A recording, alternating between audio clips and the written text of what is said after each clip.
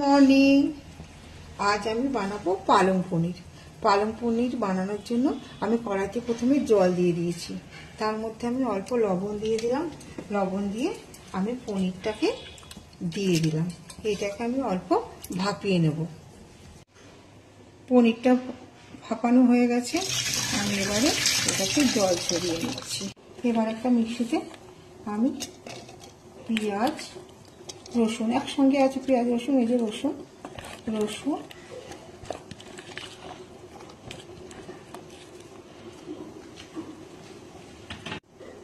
আদা টমেটো দিয়ে ভালোভাবে পেস্ট করে নেব।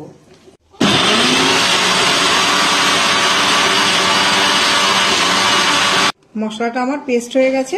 মশলাটা এরকম ভাবে পেস্ট হবে। আবারও খানিকটা জল নিয়ে নিয়েছি, জলটা ফুটে উঠেছে, একটু লবণ দিয়ে দিলাম। কেটে রাখা ধুয়ে পরিষ্কার করে রাখা পালং শাকগুলো দিয়ে দিলাম। এটা অল্প একটু ভাপিয়ে নিলেই হবে, বেশি ভাপানোরও প্রয়োজন নেই।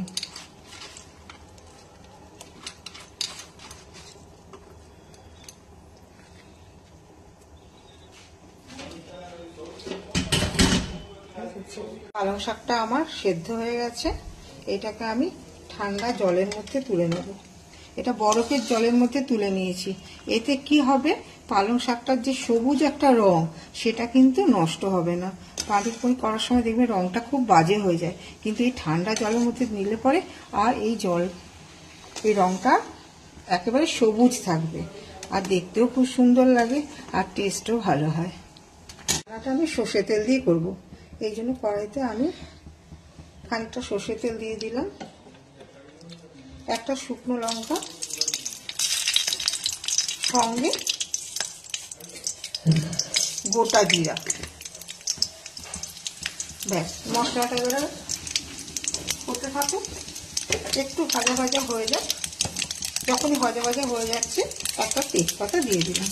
তেজপাতা ওই যে পেস্ট করে রাখা যে মশলাটা বানিয়েছিলাম এই মশলাটা আমি দিয়ে দিই।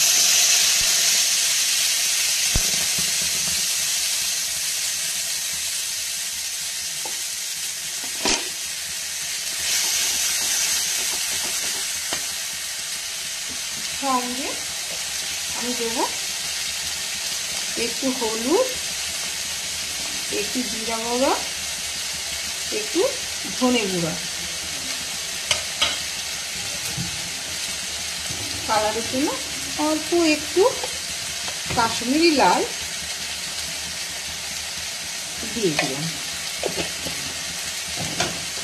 এরপর লবণ দিয়ে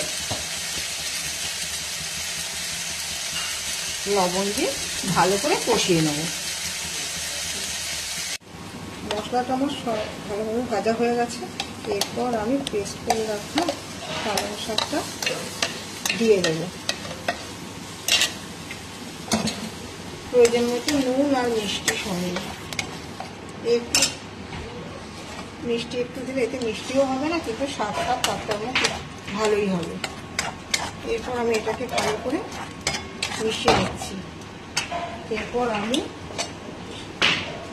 কাঁচা পনির, এটা কিন্তু কোনো ভাজবো না। পালং পনির ভাজলে পরে পনিরের সফটনেসটা নষ্ট হয়ে যায়। হয়ে গেছে। এরপর বাটার দিয়ে